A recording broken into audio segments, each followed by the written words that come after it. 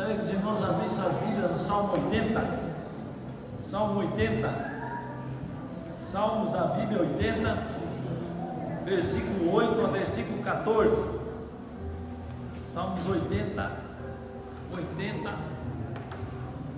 nos fala um período, de Israel, onde o povo estava para ir para o cativeiro da Síria, E ali o salmista, ele fala no desejo da restauração de Deus sobre aquele povo. Salmo 80. Então, é como se a mão de Deus tivesse saído daquele povo, É como Deus tivesse deixado aquele povo. E aí, o salmista, que é Asaf, clama pela restauração de Deus. Ele não pede o livramento do cativeiro, mas ele pede, Ele pede a volta da presença de Deus ao povo. Então, Salmo 80, versículo 8 diz assim: trouxesse uma videira do Egito, expulsasse as nações e plantasse, dispusesse o terreno, e ela deitou profundas raízes e encheu a terra. Com a sombra dela, os montes se cobriram, e os seus sarmentos, os cedros de Deus.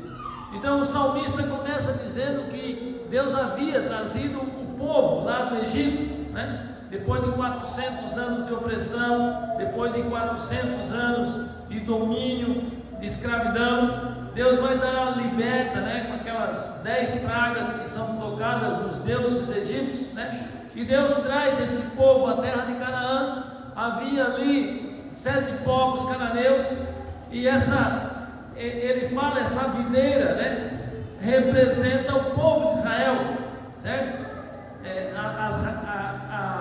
Os sarmentos aqui são os ramos, que somos nós, Como quando Jesus fala lá em João 15: eu sou a videira verdadeira e vós sois os ramos, Todo aquele ramo que dá muito fruto, ele corta para dar mais fruto. Então essa videira, ela plantada, aqui, dispusesse o terreno, ela deitou profundas raízes e encheu a terra. Com a sombra dela os montes se cobriram, e com seus sarmentos, que são os ramos, os cedros de Deus, que era o povo de Israel. Estendeu ela a sua ramagem até o mar, e os seus rebentos até o rio.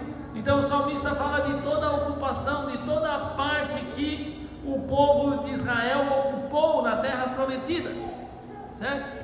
E agora o salmista fala da parte ruim, Quando o povo começa a se afastar de Deus, quando o povo começa a se inclinar a outras adorações, e aí Deus acaba saindo da vida deles. Porque ele derribasse as secas, de sorte que as que vindimam todos passam pelo caminho.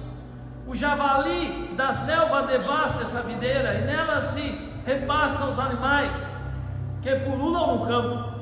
E lá no 14 o salmista assim: ó Deus dos exércitos, volta-te, nós te rogamos, olha do céu e vê e visita essa viga. Então é como se o salmista dissesse: olha, a tua mão pesou sobre nós, nós estamos distantes de ti. E o pedido do salmista não é que livrasse aquele povo, se esse salmo fala aqui de quando eles estavam indo para o cativeiro da Síria.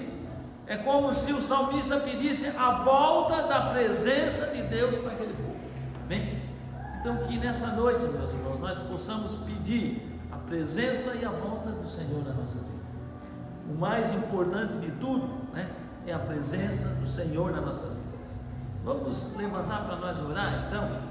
Ó Pai amado, Pai querido, Pai santo, Senhor, nós te louvamos por esse dia, nós te bendizemos, meu Pai amado, porque Tu és o Deus que amou o mundo de tal maneira, que mandou o Teu Filho, Senhor, não para que nós fôssemos julgados, mas que nós fôssemos salvos. Senhor, os Teus olhos estão sempre sobre nós, a Tua bondade está sempre sobre as nossas vidas, Pai. E assim como Tu transportaste aquele povo, assim como Tu interviste, Pai, para aquele povo fosse para a terra de Canaã, Senhor, agora aquele povo havia se afastado